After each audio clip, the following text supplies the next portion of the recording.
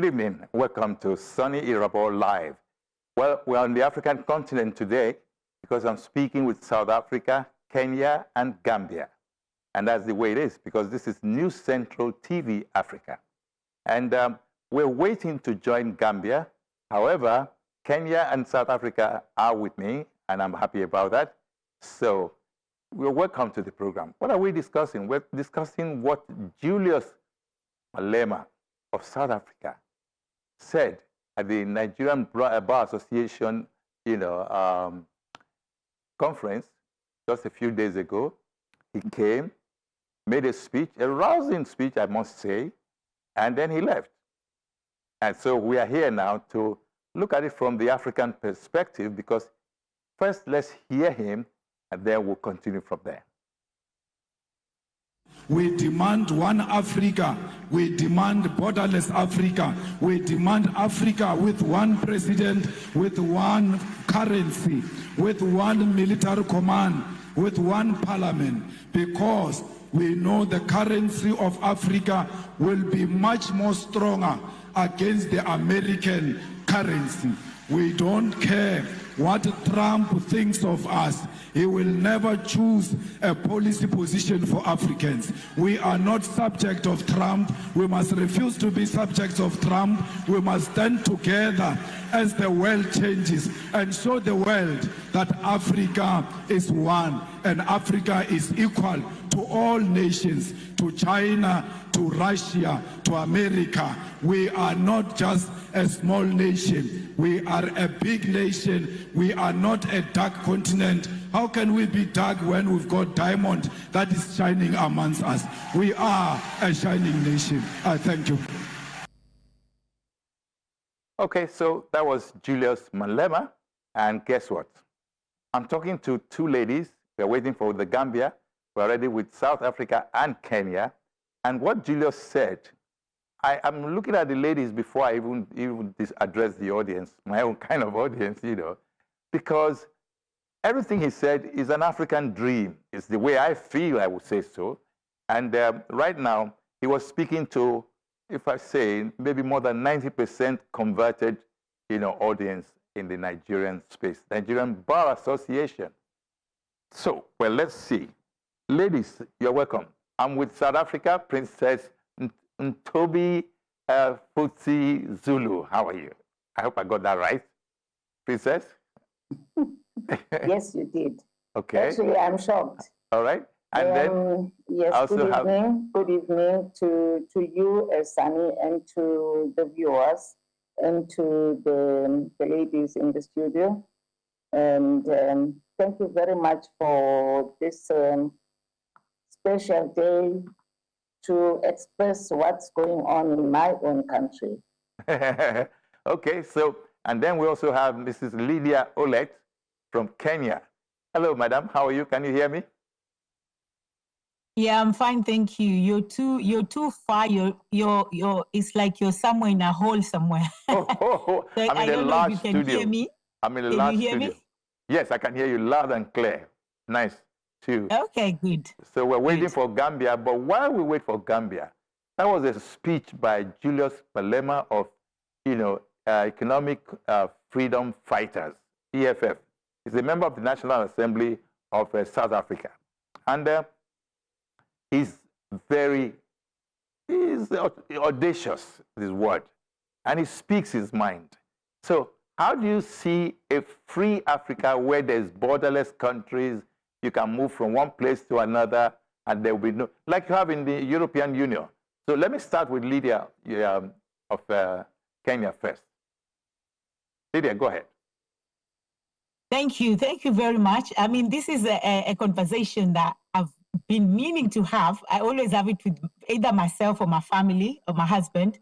And it's something that as much as we have powerful speakers or powerful speeches, sometimes they fall on deaf ear. Because the only way we can actually say that we want one Africa, we want one currency, we want one president, we want one borderless Africa, is first of all to change our mindsets. Our mindsets are still colonized. We are still living in a colonized world, even though, yes, the colonized the white people left our country, or they left our continent, or they left our nation, but our mindset is still the same. We're still locked somewhere. So unless our mindset changes, all these beautiful speeches, the speech that he's talking about, that speech is beautiful. The speech is powerful, but it falls on deaf ears.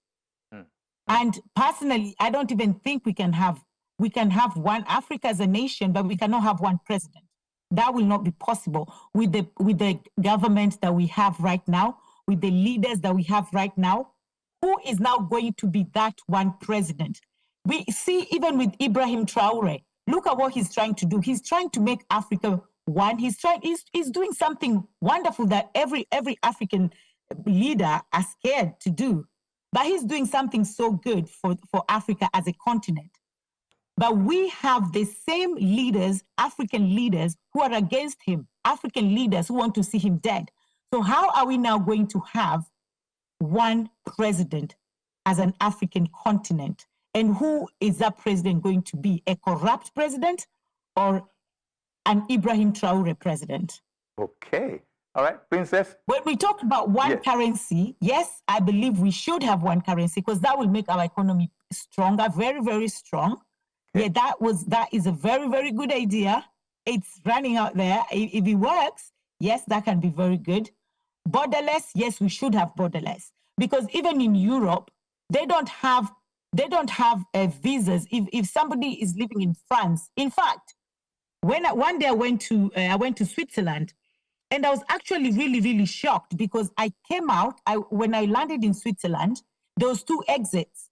And I didn't know because they've written with their language. So I just went to another exit and I was in France. I was really shocked because nothing like that, there's nothing like that in Africa, that you land in Nigeria and then if you leave this place, if you leave this exit, you're going to Ghana. If you go the exit, you're going to Nigeria. There's nothing like that. But there is in Europe because in all the European countries, they don't need visas to visit another country. Okay. So I was shocked when I saw that you can just go to France and then go to Switzerland and then drive to Germany and drive to Netherlands and drive to without a visa. So why is it that us as an African continent, we've been told that I have to get visa, if I'm in Kenya, I have to get visa from Kenya to Nigeria.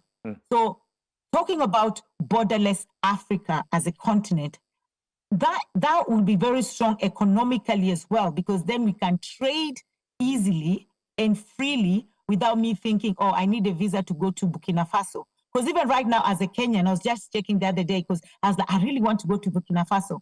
I need a visa from Kenya to Burkina Faso. Okay, let me now talk to Princess. Well, you heard what Julius Malema said. He's from South Africa like you. Well, he came to say that in Nigeria. So what do you think about the borderless Africa? I agree with him entirely. I'm also an advocate for a borderless Africa, but there's a big problem, a very, very big problem. Because as I'm sitting here now in South Africa, we have so many undocumented African people who come to our country without documents illegally. Now, and that has created quite a lot of high crime. We have become the crime country in the whole of Africa. We have the highest crime rate because of the undocumented people we have, who have come into this country illegally. But when it comes to the currency, I agree entirely. If we can have one currency, that will boost our economy because Africa, as you know, is very rich. South Africa is rich, Nigeria is rich, all the countries in Africa, let me say East Africa, West Africa, we all produce something which Europe wants. Therefore, I think one currency, we need one currency. But when it comes to borderless at present, I think it's still premature because many countries at present, though they are rich, because of what is happening in their countries, they are too poor. And some of them are very disorganized. and they have no infrastructure at all. Same with South Africa, we are getting there. Some of our infrastructure is being damaged every day. That's all I can say. I do agree with what the lady said, because if you go to Europe, it is free, you can just cross the border easily, drive to Germany, drive here and there, but you cannot do it in Africa because of the economy is so down after COVID. There are so many people who are hungry. Crime is so high that we cannot allow borderless at present. That is the way I look at it. Well, okay, I'm looking at the whole thing now. Yes, Lydia, go ahead. Lydia, yes. I think I will want to disagree. I want to disagree with what my sister just spoke about, that because of undocumentation, there is a lot of crime in Africa, that you will not allow people to just come because they're undocumented.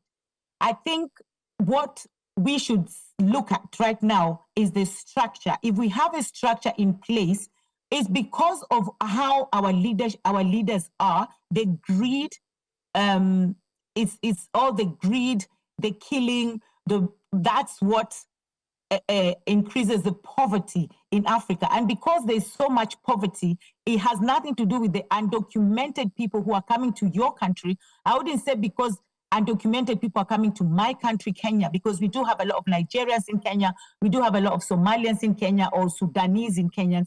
I wouldn't say that they are the ones that are contributing to the crime in my country because they are undocumented.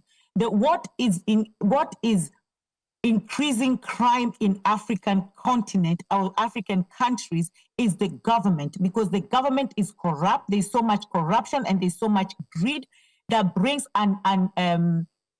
people are not unemployment, and because of there is no employment, of course there will be high risk of crime. So in Europe, there is a structure in place that is the structure in Europe really works, especially if you're unemployed. There's some money that can help you even if you're unemployed. There's some money that can help you pay your rent. There's some money that can help you buy your groceries, buy the necessity, and the necessity being a roof over your head, or food on your table, or even clothes to wear. The structure is put in place that the taxes, that's why even when they're talking about taxes, in Europe, they don't care paying 40% taxes because they know that the taxes actually work because there's a good structure that's been put in place. So if you're talking about, we shouldn't have a bottomless borders because of the undocumented individuals, and they're coming, and then there's more crime in our countries, then we are focusing on, we are turning our focus in the wrong place. Our focus should not be undocumented. Our focus should be the corrupt government that is creating unemployment, and that is why there's high risk and there's high level of crime in Africa as a continent, not just in South Africa, not just in Nigeria. It's in Kenya, it's in Somalia, it's in Ethiopia, it's in Mali, it's in Morocco, it's in every African country. And right now we are seeing Burkina Faso doing their best to reduce the crime, is because the president has now come with the structure and the system in place for employment. So there's no unemployment youth, Gen Zs running around committing havoc and stealing and causing havoc in their country. So we cannot now start saying that it's because we have undocumented individuals coming to our country. I don't think that's true. According to me, that's my opinion. Yeah, okay. All right, Princess, we'll go on break soon after, but I need you to respond to what Lydia has said. What do you think she's saying is corrupt leadership, not the undocumented people from other African countries? What do you think, Princess? Well, I disagree with her entirely because she is not actually, I agree with her first about corruption, that some of our leaders are corrupt. It is true. But South Africa, I think, is the only country I know where you have people who are undocumented, and there are so many, and they are committing crimes, you know. with impunity, and no one does anything about it. And when South Africans complain about it, our government says, they say nothing. But there is a way government can correct that, because most of them, they come from neighboring countries. They don't come from Kenya. You cannot get a person from Kenya walking to South Africa. You get some of our people, they come from neighboring countries. They are undocumented. If at least they don't have a visa, but they have documents, that is fine, because you know exactly that this person is so and so, even though the person doesn't have a permit.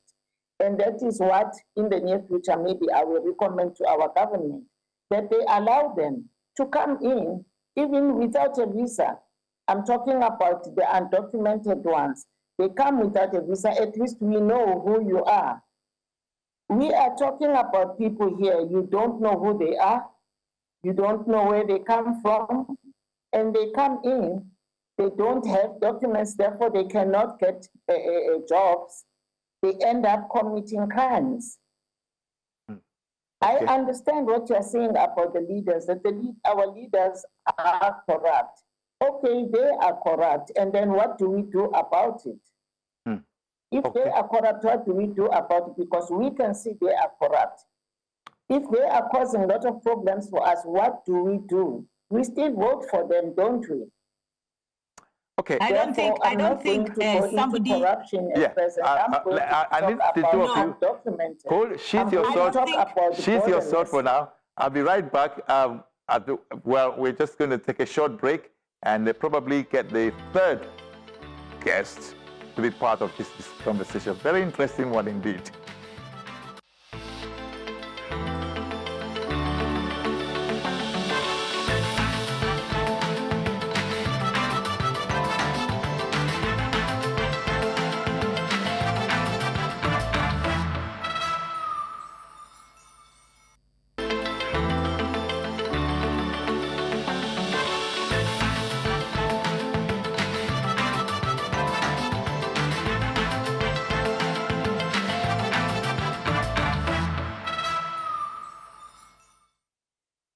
Welcome back. Well, this is Soni Irabor live, and I'm with the whole of Africa, South Africa, Kenya, and the message has just come from the Gambia saying this is such a bad experience after getting prepared for this show, only to be let down by technology. My brother, I have tried again and again and again, but to no avail. Sorry. Okay, no problem. And that's the only man in the guest list that's supposed to balance the equation with the women. But anyway, now we have a very vibrant conversation between the two ladies, and that's very interesting too. South Africa, Kenya. All right, so you're both agreed on the idea of corrupt leadership. Okay, fine. So how can we embody or empower or realize Julius Malema's, talk about a borderless Africa, free Africa, and so on and so forth? Maybe we should take a second, look at what Malema also said. There's a second take of it. Let's hear that. Maybe we can combine the talk. Okay? Julius Malema, please.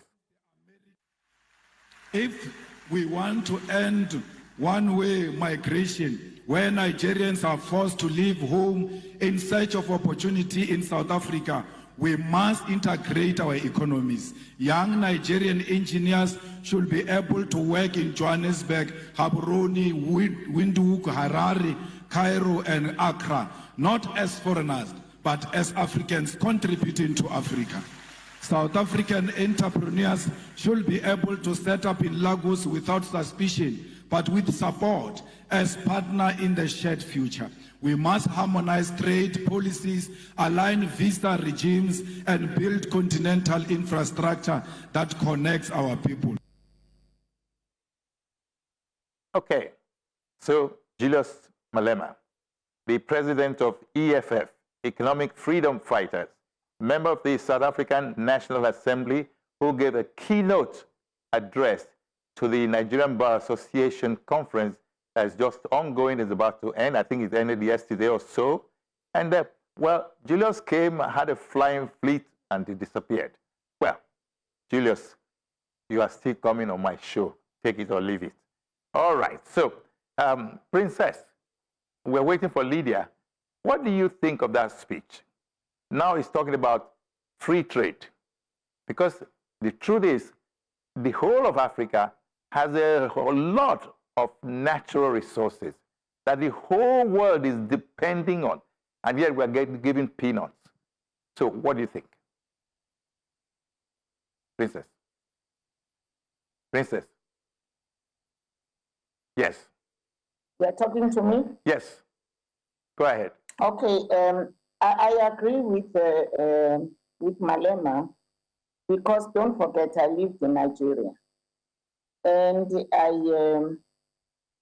always tell my friends and everybody that Nigerians are very extremely educated, and they are skilled. And they are very good. In any, you give them any job, they will do it very, very well. If it's a doctor, he's a professional. If he's a footballer, he's a professional footballer.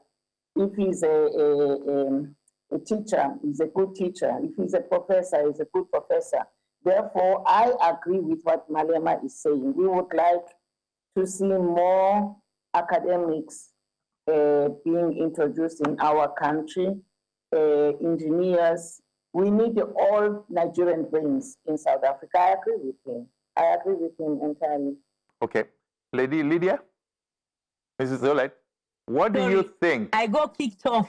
Yes. Yes, okay. Sorry about that. I'm glad you are back. So Malema was talking about free trade in Africa. Okay.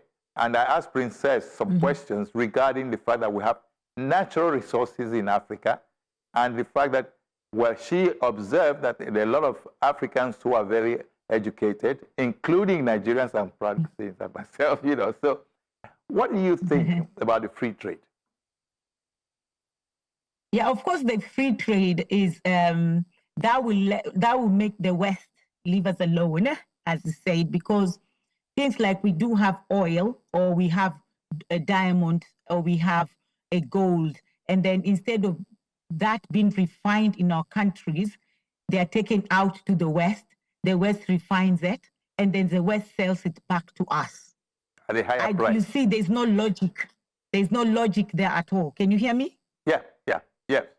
Actually. Yeah, there's no logic there at all. So if those things, we can do it ourselves and say, okay, we have gold in this country, or in this country you have tea, in this country you have this. Why can't we do fair trade? We're giving you the gold, and we deem ourselves as a continent. So that will make our economy strong, and will make our economy and our continent grow. And I think because the West know that, they don't want to allow that to happen. And that's why they have this, they are going to subject us in this thinking of, oh, the West are better than us. If they can refine it, they will refine it better than how we can refine it in Africa ourselves. And then they'll come and sell it to us, and some of us will not even afford. Example, like the flowers. The flowers, they come from Kenya. Carrots come from Kenya. Yes, I'll go to a supermarket, probably if I'm in the UK, I'll go to a supermarket in the UK, and I'll see a carrot in Marks and Spencer's. And yet, me as a person in Kenya, I cannot even afford that carrot. And yet it's coming from my country. It comes from my country. I cannot afford to buy gold, even though now I'm in Burkina Faso. I cannot afford to buy it because it came from my country, went to a West country, they refined it. When they're bringing it back, we are buying it like 4 or 5 times the price that we sold it to them. So that means that anybody in Burkina Faso cannot even afford to buy that. So if we have fair trade within ourselves as a continent, of course that will make our economy grow. Yes, and Julius Malema, will our leaders allow that? That is a good. That's a big question, because but will our leaders allow that? Our leaders will not allow that, because the Western have given them something in their pocket already. Now, if I talk about my own president, President Ruto, I don't think he can allow something like that, because if they've offered him something and say, look, this is how much we're giving you in your pocket, so you have this, so you shut up, and now let us take this back to our country, work on it, and bring it back. So as long as his pocket is full, as long as he's eating on the table, he's eating big meat and big goat on the table. He doesn't care about who is eating vegetables without meat on their plate. Yeah, okay. For both of you, there was something Malema also said, that where a Kenyan can work freely in South Africa, South African can work freely in Nigeria, and, you know, amongst African countries, there will be no holds barred to such an extent that there will be such restriction. Because right now, if I'm going to South Africa, I'll be lucky to get a direct flight. Same thing with Kenya. But sometimes, if I have to take a European airline, I have to fly, say, to UK first before all the way to South Africa. I experienced it. 6 hours to UK, and then 11 or thereabout hours to Johannesburg. Wow. I asked myself, who sent me message? That is the kind of Nigerian language. You know, Princess, you understand Pidgin in Nigeria a bit. Who sent you message, this kind of thing? Do you see a possibility of a free trade, free movement in Africa, whether the leaders like it or not? Princess? Well, yes, I do. I do. I do see, yes, I do see that happening in the near future. Okay. You know, how do I put it?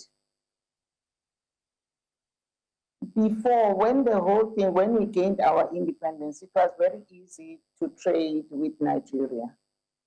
I don't know what went wrong, because I used to trade a lot with Nigeria. I used to supply them wines. It's a bit difficult now, but I see the same thing happening free trade in the near future, and I would like to see our leaders sitting down discussing this problem, because that will boost our economy. At present, it's very difficult to send stuff to Africa. It's easy to send it to China, because I do supply China as well. But hopefully, it's going to happen soon. Why I'm not talking too much about corruption in my countries, because I'm not involved in politics. I'm a businesswoman.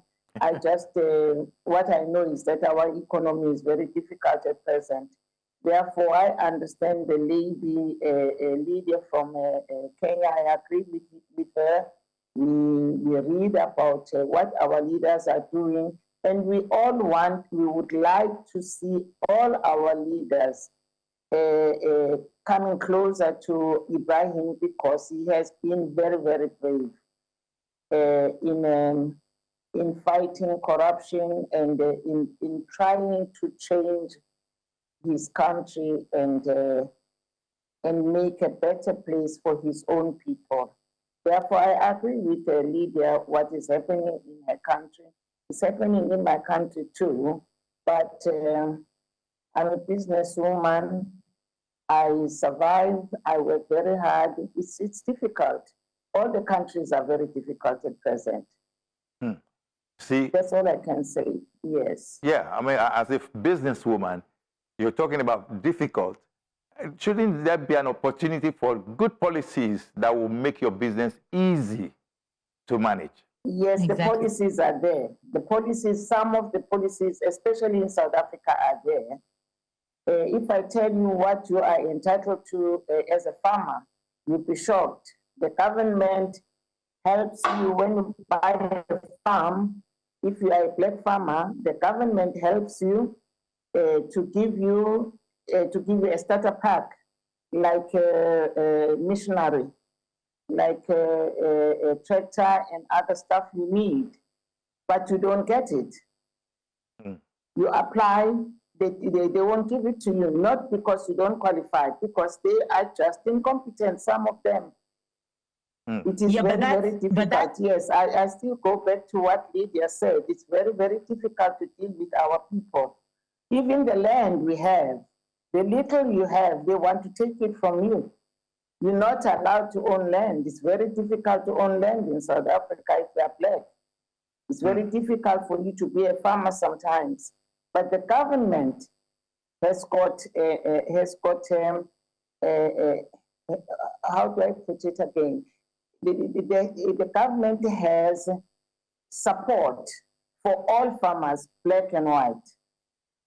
But do they enjoy the government, yes, they have a very good structure to support black and white farmers. I'm just talking about farmers, but you don't get it. You don't get it. Yes. That's the key one. You don't get the help. There's funding, there's everything. There's everything. Actually, a black farmer can have a farm which is like all very good big farms, because government is there to help you. They have viticulturists. If you are growing grapes, they assign a viticulturist to come and help you, to show you how to do it, because that is what Mandela did. Mandela asked them to help the up-and-coming farmers. I agree with Lydia again. The problem is where you're supposed to get help, you do not get help. But the government has everything for you ready. It's only that you don't get it. Simple. Okay. Now, there are two issues now involved. Lady Lydia, I'm coming back to you. Yes. What's your reaction to what Princess just said before we go into youth, African youth? What's your reaction to what Princess just said? Well, there's a systematic oppression that has been put in place in the government, that every single person who is not in government is oppressed. And that's what she's trying to say. Princess is trying to say that, yes, there's a system in place that all the farmers should be given this and this and this, but the farmers don't get it. The common wananchi, like Kenyans who say, the common people who are the now common farmers, they will not get it because somebody there who is oppressing the system has already put money in his pocket. So the common people who are meant to get it, who are the farmers, will not get it. And going back to free trading as well, unless we as African people, African continent, value ourselves, unless we value ourselves, we value our currency, we will never do free trading or even value, because now I'm going back to what Princess said as well, that the undocumented people, they come to our countries and they commit crimes. Sorry, I'm going back to that, because I've seen a lot of undocumented people in the European countries, because I've lived in the UK before, I've lived in the US, I've lived in a white man country, and I've seen people who are undocumented who are in those countries and they're working so hard, because you cannot come from Kenya and go to a country in Europe or UK and start committing crime, because first of all, you're not familiar with that country, you're not familiar with the with the environment, you're not familiar with the government for you to come and start committing crime. The people who commit crime are the people of that country. So in South Africa, those are the South Africans who are committing the crimes, and then they'll turn around and say, oh, it's not us, it's people from Zimbabwe or Zambia, because they're coming here to take our jobs, and yet they are saying there that they cannot do those jobs. So I'm saying that because I sit in a white man land, because I've lived in the UK for so long. No, Lydia, and I see that when people come, I disagree with you. No, let me just finish my point. Let me finish my point. Let me finish my point. Okay, one at a time. Let me finish my point. I know that our country, one at a time. Been talking that people come to our country and they start okay, ladies, African ladies. No, I disagree with you saying that. People who come to our country, I cannot stay in this. There are other countries which did not like me. There are other people who did not like me, Lydia. Okay. No, good. I'm just telling you, because if we don't value ourselves, we don't value ourselves as an African continent. Lydia, you have because once we don't value ourselves, okay, Lydia, let's hear Princess. I know that I cannot comment about Kenya because I really don't know what is going on in Kenya. I only read it in newspapers. But in South Africa, we have, if you look at the stats, that's the media. I'm not here to tell you the stats of foreigners who are in jails in South Africa, who are committing the heinous crimes, and all of them, some of them are not documented.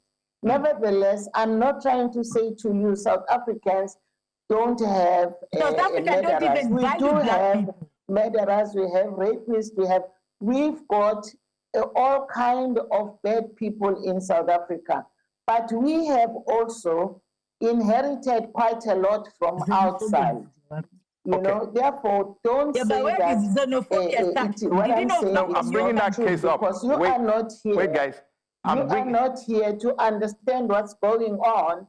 Okay. 2022, sorry, Soni, 2022, one of my managers planned to have me killed so that he can take over my farm. I'm just trying to tell you that crime is so much all over. And that one was not a foreigner. But we have got most of the people who are committing crimes are the ones with no documents. I can tell you something. If I leave this country and I enter Nigeria, I have no aunt, I have no mother, I have no relative. How am I going to survive? I have no profession. How am I going to survive? But you cannot go to a strange land, a strange country, and become a thief when you don't even know the system in that country. You cannot do that unless there's somebody in Kenya or somebody in Nigeria who is also going to help me to commit the crime. How would I know how to start committing a crime in a country that I've never lived there before? So that's what I'm saying. Xenophobia started in South Africa because you want Africans out of your country. But yet we do have a lot of white people who are also undocumented in people's country, but yet we don't see them as a threat. Please, but we also see our own as a threat. Lydia, do me a favor. Define xenophobia. What is xenophobia? I would like to know xenophobia. You are jumping the gun. I just want to know that word. Then I can tell you, because I have traveled around the world. I stayed outside of my country for 30 years. I just want to know from you, what is xenophobia? Then I can tell you what I experienced myself when I was outside. Okay. Because South Africa is the only country which has all over. If you talk about racism, there is racism, but you cannot fight your own. All right, ladies, let me talk to you. Thank you. I love this. You have kept quiet for me to talk. Good. All right, we're going into xenophobia now, but I wanted to ask a question about the African youth before the issue of xenophobia. So can we look at that, even if it's for 1 minute?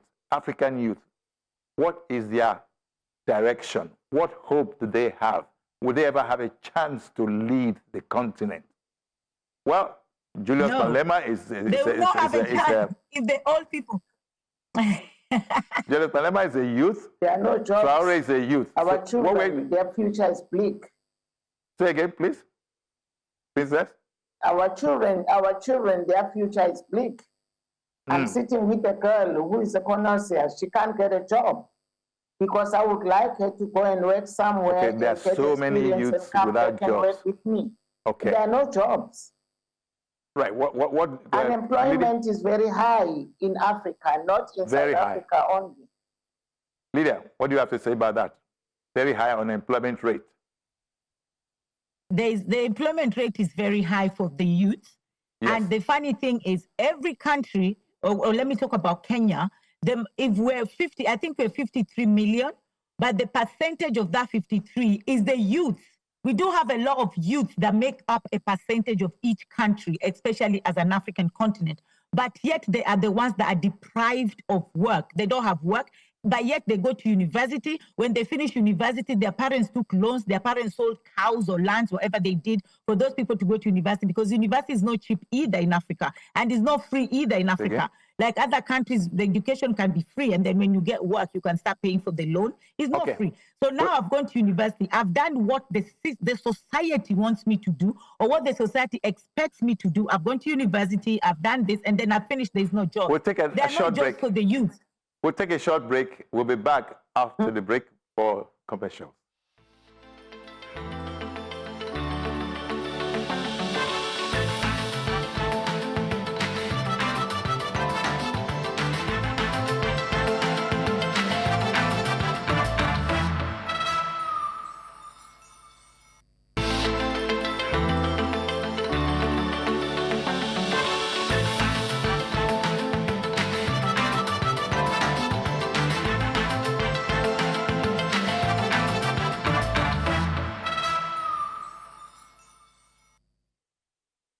Right, welcome back to the last lap of the Soni Irabor Live tonight. A very vibrant one, I must say. The only two ladies, and fire on the mountain with the African continent. Anyway, xenophobia. Now, South Africa is the only one we've been accused of xenophobia, but it's been happening everywhere, actually. But let's take it up. Yes, Princess, xenophobia, South Africa has been accused of xenophobia. And there's, based on some of the observations you've made tonight about undocumented, citizens and visitors. So what do you have to say, Princess, before I go on to Lydia? What I'm going to say first is that since I was born, South Africa is the only country where people came and created a name called xenophobia. I have never heard of that name before. I lived in Nigeria for more than 10 years. I never heard of xenophobia. When we are against something which is not good, it's xenophobia. It is not correct. There is no xenophobia in South Africa. The only thing is that people, some of the people feel that they have been deprived. Don't forget that we are the last country which gained independence. When we gained independence, 1994, 1994, 95, 96, we had a lot of people, borders were opened, a lot of people who started coming into the country as visitors, and they never left. They came, everybody who came to South Africa came as a visitor and stayed. And the government continued renewing their permits, and some of them, they are permanent residents, or they are South Africans now. And some of them, especially Nigerians and other countries in Africa, they are married now to South African ladies, and they're very happy. And I can tell you, I know millionaires, I know a lot of them, because Nigerians are very good in everything they touch. They are so rich. There's one who's got a school, there's one I know who's got garages, petrol stations. Therefore, this xenophobia you're talking about, or xenophobia people are talking about, it is because most people who are not educated. Okay, let's hear what Julius only qualify in selling tomatoes. You find people from outside coming into the country, let us hear what Malema said. Of the what you call and sell tomatoes. Yes, let's hear what Malema said. They start now people complaining. Let's hear what Julius Malema said about xenophobia. And at times marked by suspicion and the painful experience of xenophobia. Let me be unequivocal here. Xenophobia is a betrayal of African unity. It is a sickness born of poverty, inequality, and government failure. But its victims are our African brothers and sisters. Nigerians, Zimbabweans, Congolese, and Somalis are not the cause of the South Africa's unemployment crisis. The cause lies in the untransformed economy of South Africa, which remains in the hands of white minority and multinational corporations who continue to exploit labor while refusing to industrialize. Attacking fellow Africans diverts anger from the real enemy, and we must educate our people that unity. Okay, Julius Malema there, talking about condemning xenophobia. Now, we have, oh my God, we have just 1 minute. Can we make the best of that 1 minute, please? All right? I'm sure Malema is very educated, and yet he condemned it. That means that there is something called xenophobia. And it's Africans against Africans. That's why I said, once we start valuing ourselves as Africa people, as an African person, then we can move somewhere. But how can we condemn ourselves and yet appreciate the white community, or we call them Caucasian? We appreciate the Caucasian, but yet our own black people, we fight against them. Okay. How can we now say that one Africa? Okay, let's hear last word. We don't even value ourselves. Good. That's the last word from Princess.